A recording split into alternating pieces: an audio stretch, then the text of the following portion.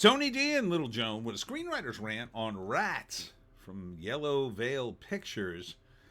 Appears to be a satire that takes place in the suburbs in Texas during the era of McCain and Palin running for office, or maybe that's an old billboard. Not quite sure. Smash like and subscribe. Thank you for smash liking and subscribing. Check out my books. The links are in the description. Comedy horror in South Jersey. It's the Pineys. Books 1 through 16 available at Amazon.com. Don't forget, Kindle Unlimited is free. A lot of indie outlets seem to like this movie. It looks cool.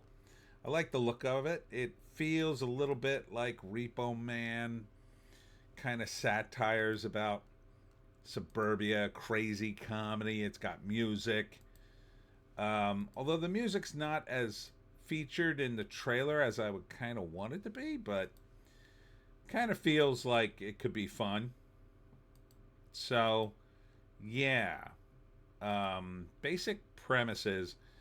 This dude here gets caught defacing a paid telephone, which apparently is some sort of iconic thing in their town. And this psycho cop tackles him and throws him in jail. And he gets community service. And then the cop goes to his mother's house and convinces his mother to throw him out, which she does, and he goes to live with his cousin, who the cop is also after. This is his cousin. He's into some nefarious stuff. It's not clear quite what. He also lives in a bad neighborhood full of perverts and weirdos who do weird things. He also has a pig that they feed watermelon to. And there's also a strange serial killer who leaves behind severed arms and hands.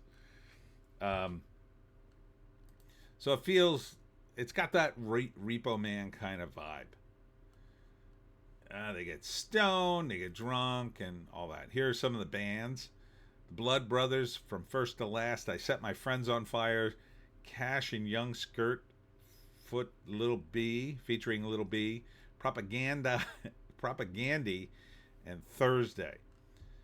So here he is doing his community service. I think he meets this girl on the right who becomes the love interest. Absurdist reality that would make John Waters proud. That's what we call usually a satire. Gross, rude, hysterical, says Dread Central. Looks like my kind of movie. Crazy stuff's gonna happen. It's called Rats. Here's another scene with two other characters. Written and directed by Maxwell Nailvansky and Carl Fry. Maxwell is a producer as well, and Carl Fry is the editor. So doing a lot of heavy lifting. I like it. I like the feel of it. I don't like the logo. I think the logo should be a little more clear. That's a little tough to read. It's definitely not going to read from a distance. But, for an indie movie, kind of works. So yeah, I would totally see this. So first act, I think he vandalizes the payphone, gets arrested by this crazy cop, goes to jail, meets some interesting characters, eventually gets let out, only to have his mother talked into throwing him out of the house by the cop. Then he ends up at his cousin's, but his cousin's crazy and also on the FBI's radar. Weird stuff happening in his town, and he goes to community service. He meets a girl, and they fall for each other, I think. And there's also a guy killing people, leaving severed limbs, and then later there's also some sort of party.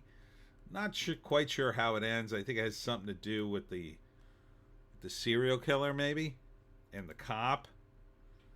So I would totally see this. It's weird. It's crazy. It's indie. You never know what's going to happen in an indie movie a lot of times. So, yeah, 100% I would see this. It looks fun. It looks entertaining at least, and like different. I like different. It did make me laugh out loud though. That would be my one caveat. Comedies should always do that. Although I did kind of chuckle at the tackle in the beginning of this. That was kind of cool. So I would give it a chance. 100%. 100%. Let's read the write up. 2007 in Fresno, Texas. Raphael is in county jail following arrest for graffiti. He's a good kid. It's just graffiti, so you can't blame Raphael for the events that unfold after his arrest.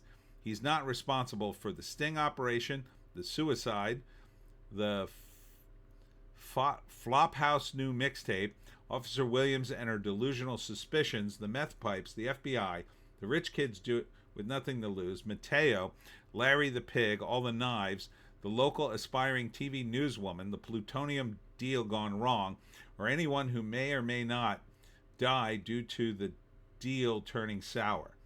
None of it is Raphael's fault, but it is his problem. The moment Raphael walks out of that cell, he'll be stuck on this turbulent roller coaster of misguided chaos, an amusement ride that's a joy to watch in motion as long as you're not the one on it.